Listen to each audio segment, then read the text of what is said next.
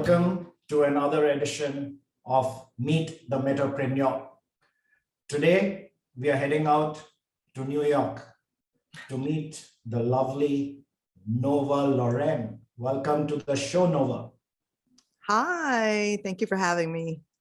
Good to see you as always. And, I think the easiest way to describe you in one sentence is that you are a one-woman industry. Oh, I have never heard that. I hope that is apt, and I'll let you explain different facets of your life to our audience. So please introduce yourself and let our audience know the real Nova Lorraine. Absolutely. Did you say one-stop industry? I'm going to take that. I'm going to bottle it up. I'm going to take it to the bank.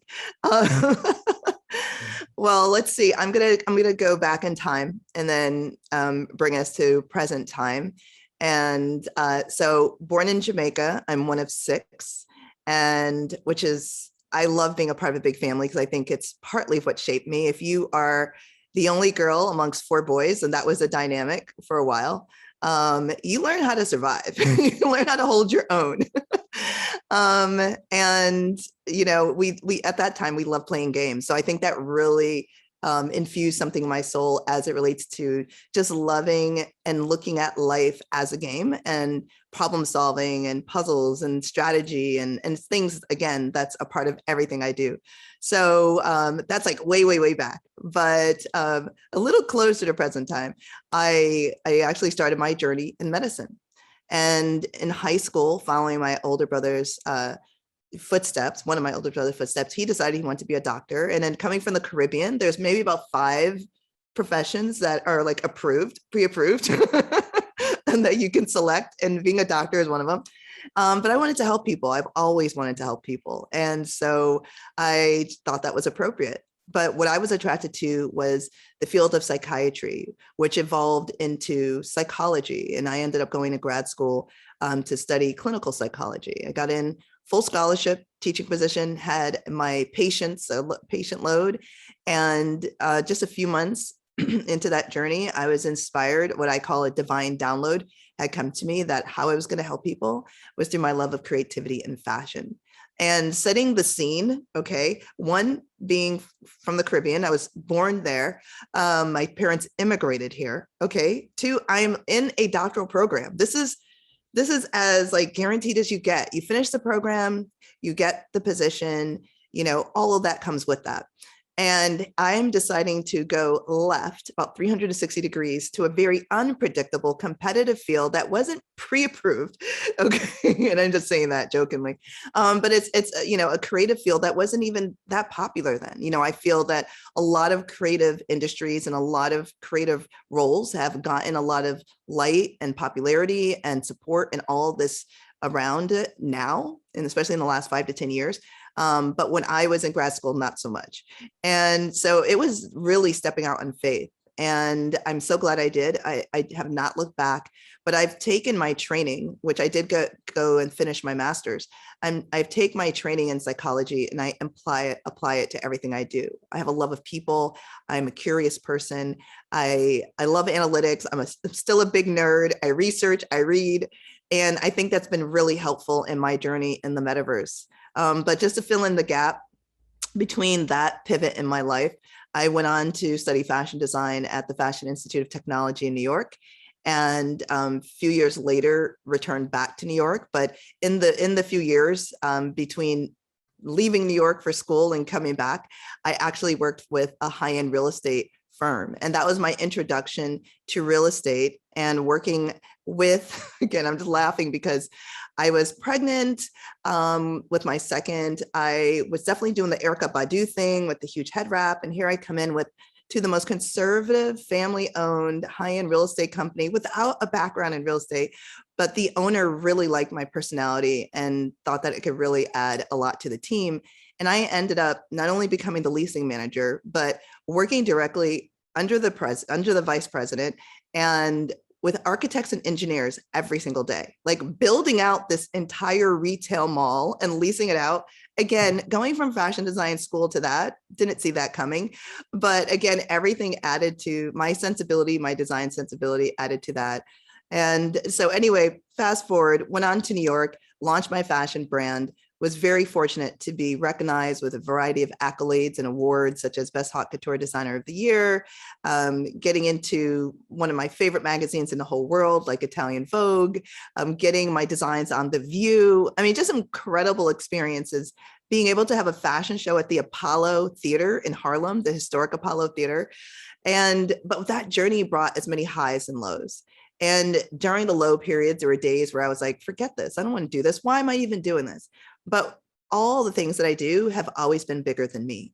And when I go back to my why, which is something I talk about in my book, when I go back to my why, it always grounds me. And I stayed the course, and grateful that I stayed the course. And 5 years into that journey, I was inspired with the aha moment of Raine Magazine. And Raine was my connecting the dots of that vision I had in grad school, like, oh, I could help so many people. You know, I'm on this journey as a creative and as an entrepreneur, and I could offer something that wasn't there for me. I could create this platform that creates community, that brings people together, but then also highlights those that are on their journey upwards. Because in the fashion field or any like really competitive space, it's always like the who's who do you know, how much money you have.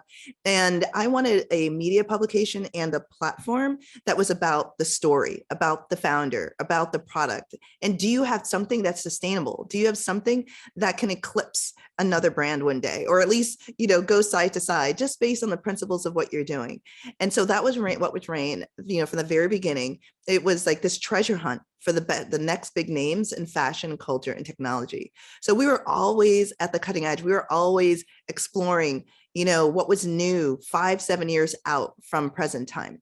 You know, having featured items like Fitbit before anyone knew what a wearable watch was. I mean, wearable fashion was. You know, Mark Cuban, when he first launched his book, well before Shark Tank. Daymond John, Nicky Hilton, Kendall Jenner. You know, when she was just 16. You know, giving her first solo fashion cover. So these are stories that we would be picking up on and highlighting in the magazine, while inspiring and empowering creative entrepreneurs along the way to never give up on their dreams. So for me, it was always about inspiration, empowerment, and education. And I try to bring that into all that I do. This is such an amazing story right there.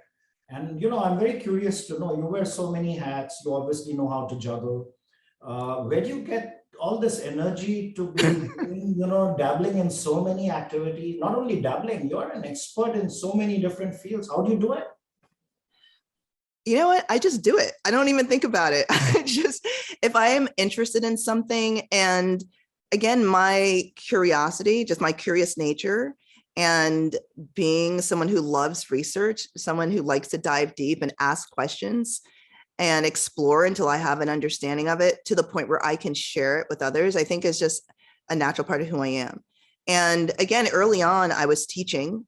I was an academician. I was training to go to med school for so many years, and then ended up in a clinical grad program, very science-based program. And so research and reading and analysis and statistics, these are things that were just a part of my background, my educational background.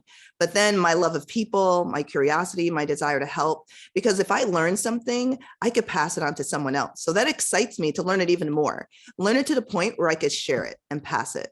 And so, yeah, I would say. I'm truly inspired by you. Every time I meet you, you know, I get motivated to push myself. And I can well imagine, you know, your community you must be a role model for them. I'm sure about that.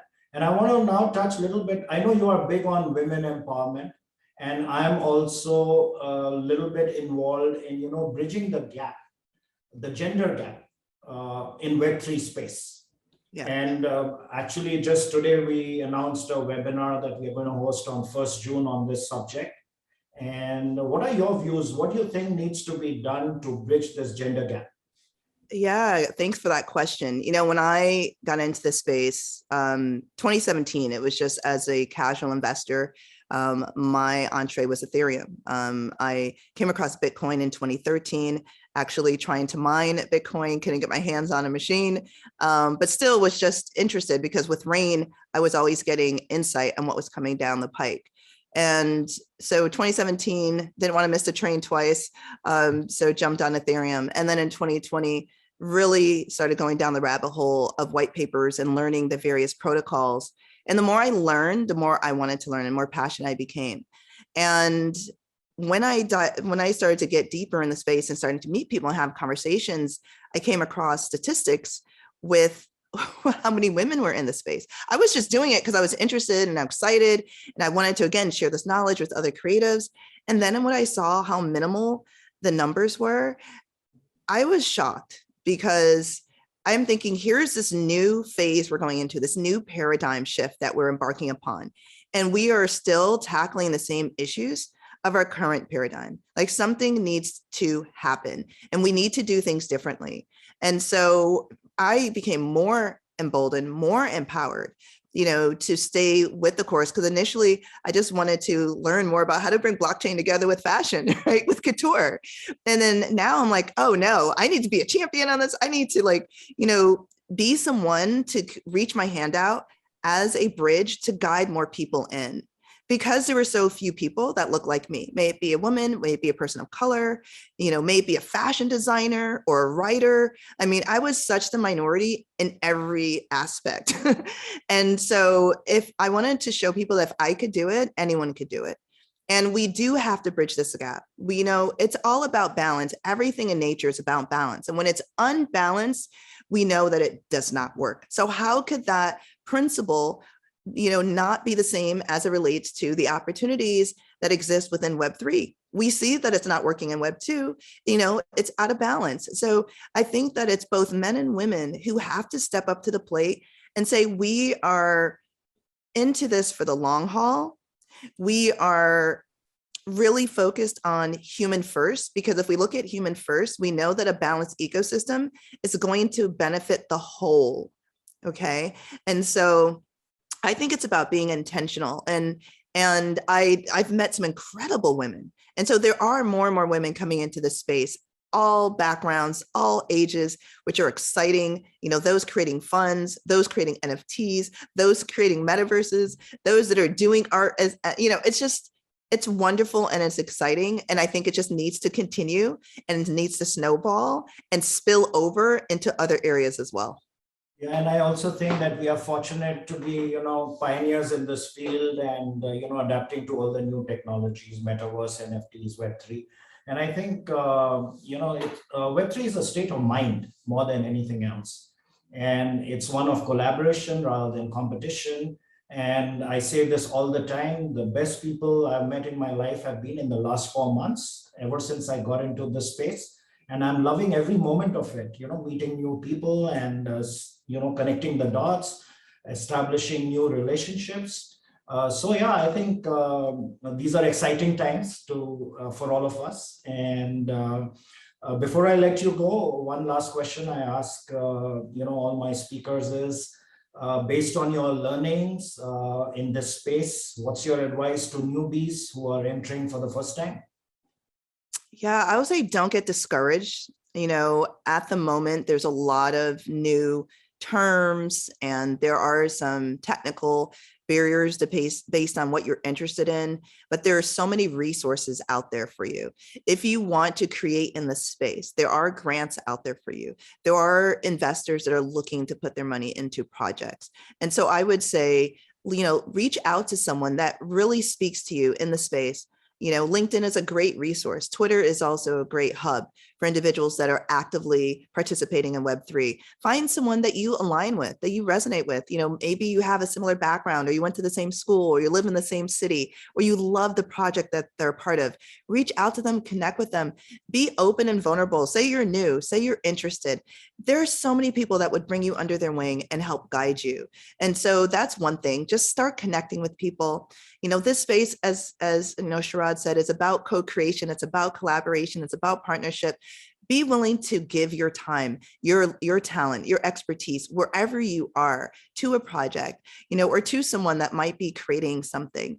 And that alone is going to allow you to learn so much. And it's going to allow you to see, okay, what is it that I even like about this space? Maybe you don't like it. You decide to do something else. But I would say connect with individuals, find projects or a project that you feel passionate about to share your time with, to collaborate with. And then I would say read and research.